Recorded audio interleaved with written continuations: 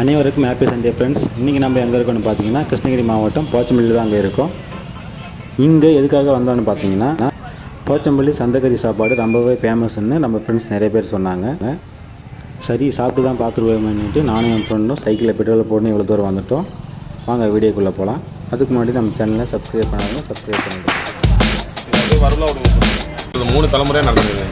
3 தலைமுறை எங்கள் பாட்டி எங்கள் அப்பா இப்போ நான் தான்.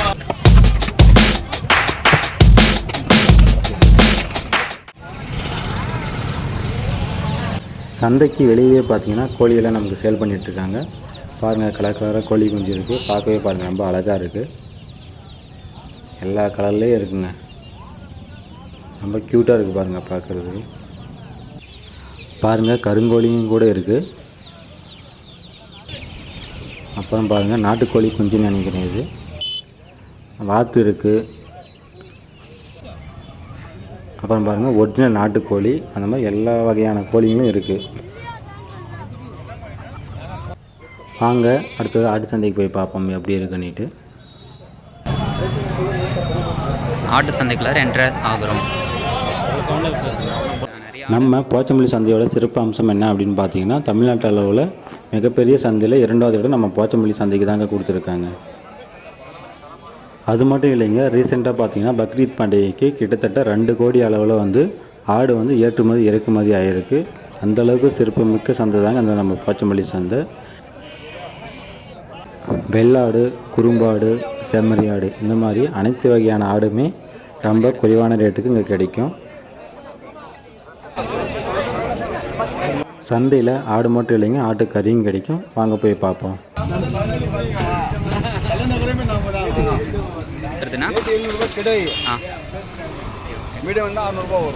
நம்ம கடையில் இருக்கிறது ஃபுல்லுமே வெள்ளாடு தானா? சரிண்ணா. அது மட்டும் இல்லைங்க, சந்தையில் பார்த்தீங்கன்னா வீட்டுக்கு தேவையான மளிகை பொருட்கள், காய்கறிங்க, ஃப்ரெஷ்ஷான காய்கறிங்க பாருங்கள் எந்த அளவுக்கு ஃப்ரெஷ்ஷாக இருக்குன்னுட்டு. ஃப்ரெஷ்ஷான கீரை இருக்குது பாருங்கள். பல வகையான கருவாடு, இப்படி எல்லாமே இருக்குங்க. போச்சம்பள்ளி சந்தையில் கிடைக்காத ஐட்டமே கிடையாதுங்க. எல்லாமே தரமானதாகவும் நல்ல விலை குறைவாகவுமே இருக்குங்க. சந்தையை சுற்றி பார்த்து ரொம்பவே பசி எடுத்துடுச்சிங்க. வாங்க போய் சந்தைக்கறி சாப்பாடு எப்படி இருக்குன்னு பார்ப்போம். இதுதாங்க நம்ம தேடி வந்த ஹோட்டல். பாருங்கள் ஆட்டு சந்தைக்கு பக்கமே இருக்குது. பாருங்கள் களி இட்லி ரெடியாக இருக்குது. நண்பர்களை நின்றுட்டே சாப்பிட்றாங்க, அந்தளவுக்கு கடையில் கூட்டமாக இருக்குது. மக்கள் நல்லா இன்ட்ரெஸ்ட்டாக சாப்பிட்டுட்ருக்காங்க. பாருங்கள் ஃப்ரெண்ட்ஸ், கடைக்கு தேவையான ஆட்டை இங்கே வெட்டிகிட்டு இருக்காங்க.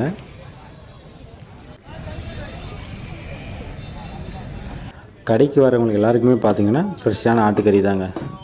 இங்கேயே ஆட்டை வாங்கி அதை வெட்டி ஃப்ரெஷ்ஷாகவே குழம்பு செஞ்சு மக்களுக்கு கொடுக்குறாங்க. அடுப்பில் பாருங்கள் நல்லா கறி வெந்துட்டுருக்கு. நல்லா அனல் பறக்க கொதிக்குது பாருங்கள். அந்த கொதிக்கும் போதே பார்த்திங்கன்னா வாசனை சும்மா கமன்னு மூக்கில் ஏறுதுங்க. மூக்கில் தாண்டி மூளைக்கே போயிட மாட்டேங்குது. அந்தளவுக்கு கமன்னு வாசனை. கொத்தமல்லி தழை, அந்த கருவேப்பிலை தழை, நல்ல வாசனைங்க. பார்க்கும்போதே நம்மளுக்கு எச்சி ஊறுது.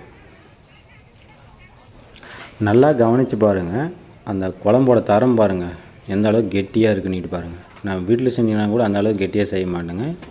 இவங்க பார்த்திங்கன்னா ரொம்ப கெட்டியாக செஞ்சிட்ருக்காங்க. இவங்க யூஸ் பண்ணுற மசாலா பாருங்கள், நான் வீட்டில் வழக்கமாக என்னென்ன யூஸ் பண்ணுவோமோ அதை தான் இவங்களும் பயன்படுத்துகிறாங்க. எக்ஸ்ட்ரா எல்லாம் எதுவும் ஆட் பண்ணல.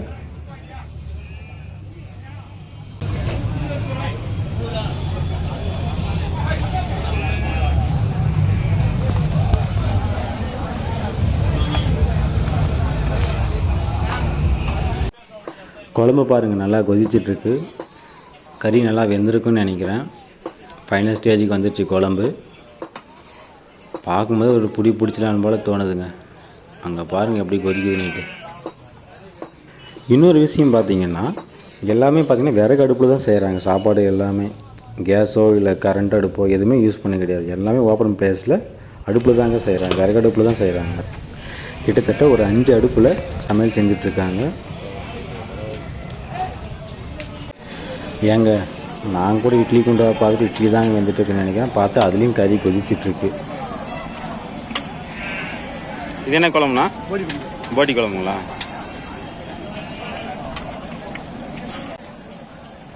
நல்லா பாருங்கள், இட்லி குண்டாவில் கறி குழம்பா? நான் நிறைய இடத்துல பார்த்துருக்குங்க, ஆனால் இங்கே தாங்க ஃபஸ்ட் டைம்.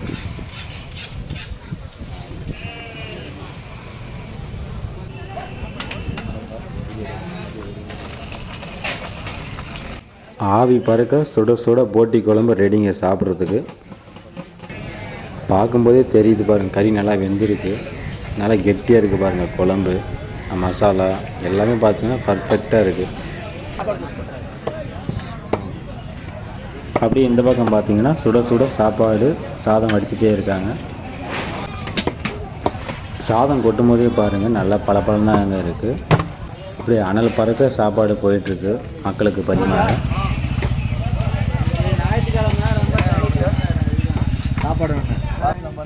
நல்லா கவனித்து பாருங்கள், கறி பாருங்கள் எந்த அளவுக்கு தட்டில் வைக்கிறாங்கன்னுட்டு.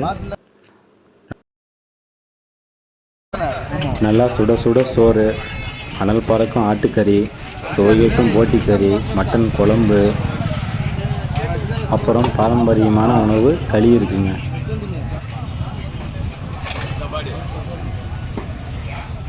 இந்த மாதிரியான சாப்பாடு டெய்லியும் கிடைச்சா நமக்கு எப்படி இருக்கும் ஃப்ரெண்ட்ஸ், யோசிச்சு பாருங்கள். வாங்க கடையை பற்றி டீட்டெயிலாக தெரிஞ்சுக்கலாம். கடை பேர்னா? நாயுடு சந்தைக்கறி ஹோட்டல். ஓகேண்ணா.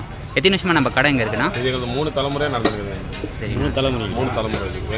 எங்கள் பாட்டி, எங்கள் அப்பா, இப்போ நானும் எங்கள் அண்ணன், எங்கள் தம்பி, நாங்கள் 3 பேர் சேர்ந்து குடும்பமாக ஃபாலோ பண்ணுறீங்க கடை? ஆமாம், கரெக்டாக பாரம்பரியமான தொழில். நம்ம கடை எங்கெங்கே போடுறீங்க சந்தைக்கறி? ஞாயிற்றுக்கிழமைனா போச்சம்பள்ளி, செவ்வாய்க்கிழமை காரிமங்கலம், புதன்கிழமை திருப்பத்தூர் மாவட்டம் ஜோலார்பேட்டை, திருப்பத்தூர் மாவட்டம் ஜோலார்பேட்டை, வெள்ளிக்கிழமை ஊத்தங்கரை, கிருஷ்ணகிரி மாவட்டம் ஊத்தங்கரை, சனிக்கிழமை வாணியம்பாடி. வாரத்துக்கு 5 சந்தை எங்களுக்கு. 5 சந்தை நாங்கள் ரவுண்ட்ஸ் தான் இருப்போம் வியாபாரத்தில். ஸ்டார்ட் பண்ணுவீங்க காலையில் 7:30 ரெடியாக இருக்கும். முன்னாடி சாயங்காலம் 4 மணி வரைக்கும் இருக்குங்க. 7 to 4 மணி. ஆனால் ஆர்டர் கறிகளுக்கு வந்து கேட்பாங்க, வந்து 1/2 கிலோ 1 கிலோ வந்து செஞ்சு விரும்பி சாப்பிடுவோம். இப்போ காரம் கம்மியாக இருக்கிறவங்க, கொஞ்சம் சேர்த்து கேட்குறவங்க 1 கிலோ 1/2 கிலோ ஒரு 1/2 கிலோ இந்த மாதிரிலாம் இது பண்ணி கொடுத்துருவோம். சரி, ஓகே. இப்போ கஸ்டமர் தகுந்த மாதிரி செஞ்சு கொடுக்குறோம். செஞ்சு தருவோங்க. ஆனால் நம்ம வெளியில் கறி வாங்கிட்டு வந்து கொடுத்தா கூட சமைச்சு கொடுத்துருவோம். நாங்கள் பண்ணி தருங்க. ஒன்லி மட்டன், ஆட்டுக்கறி மட்டும் தான். தனியாக கூட செஞ்சு கொடுக்குறீங்க? செஞ்சு கொடுத்துருவோம். சரிண்ணா. நம்ம கடையில் என்னென்ன வெரைட்டி சாப்பாட்ஸ் எல்லாம் இருக்குண்ணா? காலையில் வந்து இட்லி, களி, சாப்பாடு, இந்த 3 ஐட்டம் இருக்குது காலையில் டைம். அப்புறம் மத்தியானம் ரைஸ், ரசமும் இருக்குது. அந்த மாதிரி ஐட்டம்லாம் இருக்குது காலையில். மத்தியானத்துக்கு மேலே போட்டி, இது தலைக்கறி, போட்டி, ஆட்டுக்கால், பாயா, இந்த மாதிரி ஐட்டம்லாம் வரும். ஆட்டுக்கறியில் என்னென்ன கிடைக்கும் எல்லாமே இருக்குது. நான் நமக்கு அந்த ஈரல் அந்த மாதிரி தனித்தனியாக ஏதாவது வெரைட்டி கேட்டால் அதுவும் செஞ்சு தருவீங்களா? செஞ்சு தருங்க. 1/2 கிலோ 1/4 கிலோ கேட்டால் செஞ்சு தருங்க. அந்த ஈரல் கேட்டால் சோரட்டி, அதில் மண்ணி ஈரல், அந்த மாதிரி ஐட்டம்லாம் காரம் கம்மியாக போட்டு வீட்டுக்கு செஞ்சு எடுத்து போகிறாங்க. வீட்டுக்கே வாங்கிட்டு போயிடுறாங்க. வீட்டுக்கு வந்து பசங்களாம் சாப்பிடணும், காரம் கம்மியாக கேட்டால் அந்த மாதிரி தருவோம். ஏன்னா ஃபங்க்ஷனுக்கு ஆகிட்டு ஏன்னா கேட்டாலும் சரியா ஒரு 5 கிலோ 10 கிலோ ஃபங்க்ஷனுக்கு கேட்கணும்னு சொல்லுவாங்கன்னா அந்த மாதிரி அதுக்கும் செஞ்சு தருங்க. ஃபங்க்ஷனுக்கும் செஞ்சு தராங்க, காரம்னா கம்மியாக போட்டு. ஓகே. ஆனால் நம்ம கடைக்கு வாங்குற ஆடெல்லாம் அங்கே நம்ம சந்தையிலே வாங்கிடுறோம். போச்சம்பள்ளி, அதாவது இப்போ நேற்று வந்து கஞ்சல் சந்தையில் வந்து இங்கே ஆடு வாங்கிட்டேன். இப்போ இன்றைக்கி வாங்குற ஆடு வந்து காரிமங்கலத்து யூஸ் பண்ணுவோம். காரிமங்கலம் வந்து பதக்கம் யூஸ் பண்ணுவோம். அப்படியே ரோலிங் பண்ணிக்கிறீங்க.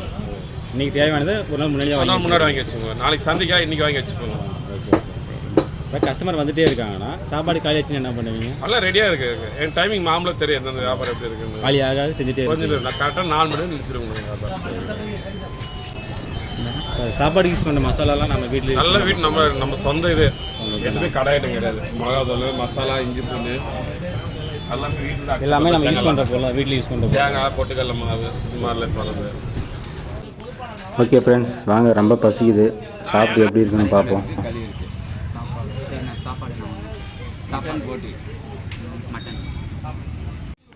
பாருங்கள், நம்ம ஆர்டர் பண்ண மட்டன் கறி சாப்பாடு வந்தாச்சு. என் நண்பர் சாப்பிட ஆரம்பிச்சிட்டாரு. வாங்க நாமளும் கையோட சாப்பிட்ருவோம், எப்படி இருக்குன்னு பார்ப்போம். வாங்க.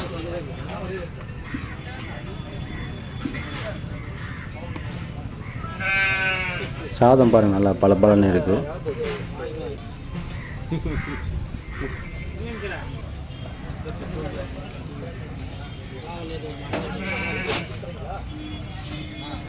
கறி நல்லாவே வெந்திருக்கு, சாப்பிட ரொம்பவே நல்லா இருக்குது.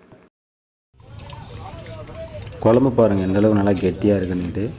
நம்ம வீட்டில் செஞ்சால் கூட இந்தளவுக்கு செய்ய மாட்டோம், அந்தளவுக்கு செஞ்சுருக்காங்க.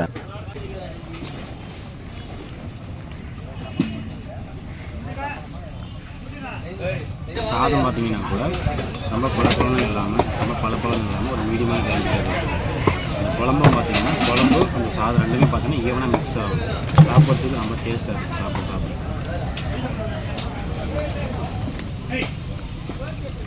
அந்த கொத்தமல்லி கருவேப்பிலையோட டேஸ்ட்டு தனியாக தெரியுது.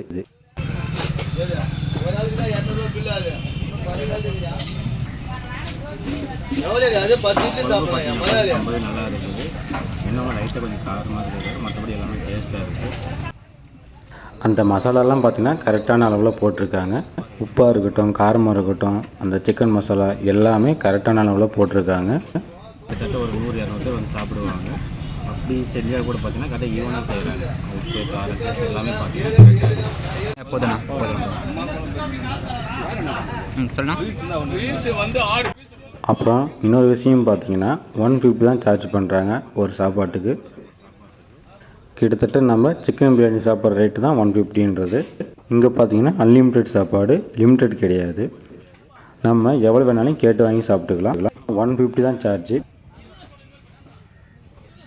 எவ்வளோனாலும் ஒயிட் ரைஸ் கேட்டு வாங்கி சாப்பிட்டுக்கலாம்.